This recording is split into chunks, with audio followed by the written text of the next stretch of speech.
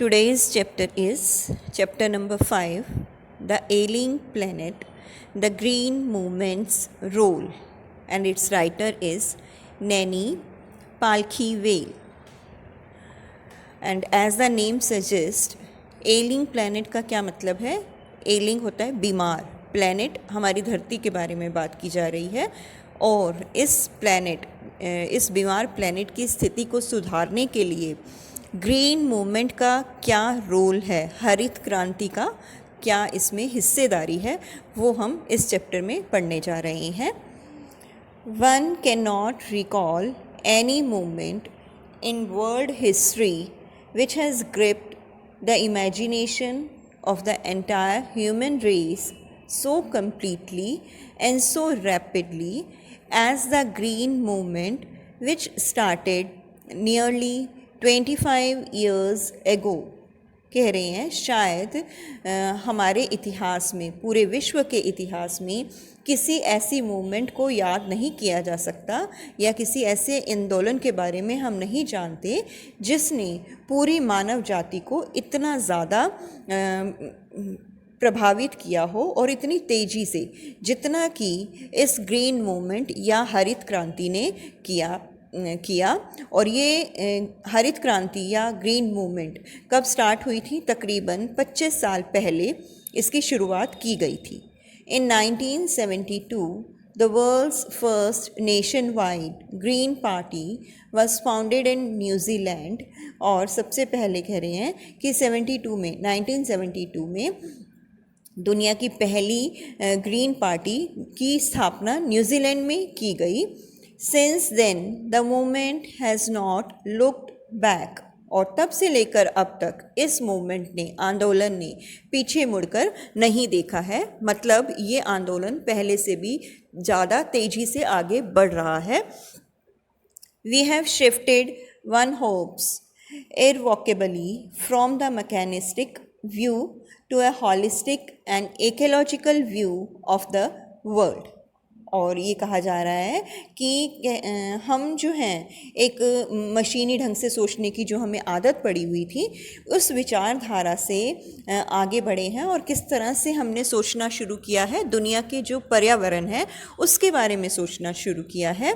Ecological होता है पर्यावरण संबंधित, हॉलिस्टिक जैसे पूरी तरह से किसी चीज़ के बारे में सोचना. It is a shift in human perceptions as revolutionary as that introduced by Copernicus, who taught mankind in the 16th century that the earth and other planets revolved round the sun. और ये कह रहे हैं कि शायद human perception मतलब इंसान की जो विचारधारा, जो सूझबूझ की क्षमता है, ये उस सूझबूझ में एक तरह से परिवर्तन है जिससे बिल्कुल, और ये परिवर्तन उसी तरह से रेवोल्यूशनरी, क्रांतिकारी है जैसे कि जो कॉपरनिकस का सिद्धांत था, प्रिंसिपल था, जिसने क्या बताया था 16th सेंचुरी में कि अर्थ और बाकी के जितने भी प्लैनेट्स हैं, ग्रह हैं, ये सारे सन के चारों तरफ इर्द गिर्द चक्कर काटते हैं. For the first time in human history,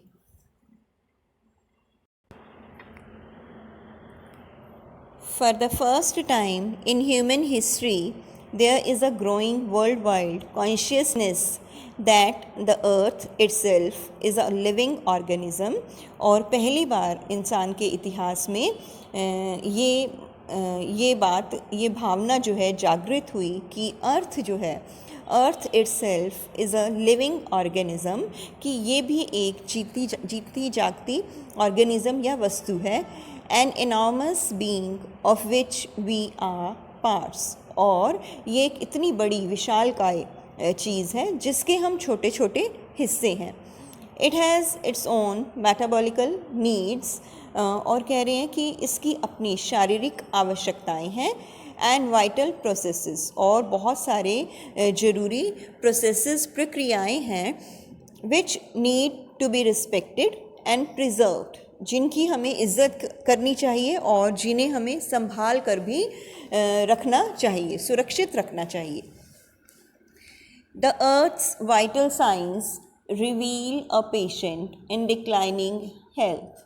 और जो अर्थ के ऊपर हमें जो साइंस दिखाई दे रहे हैं उससे क्या पता चल रहा है कि हमारी धरती एक तरह से पेशेंट बन चुकी है, मरीज बन चुकी है, जिसकी हालत लगातार गिरती जा रही है।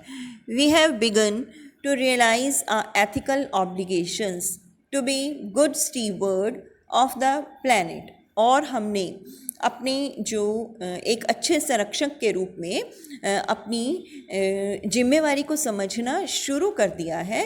And responsible trustees of the legacy to future generation. और हमने ये भी समझना शुरू कर दिया है कि हम जो फ्यूचर जनरेशन है, आने वाली पीढ़ियां हैं, उसके प्रति भी उत्तरदायी हैं। हमने ये जो पैतृक संपदा है, एक तरह से धरती जो, वो उसे संभाल कर रखना है और एक अच्छी हालत में अपने आने वाली पीढ़ियों के सुपुर्द करना है।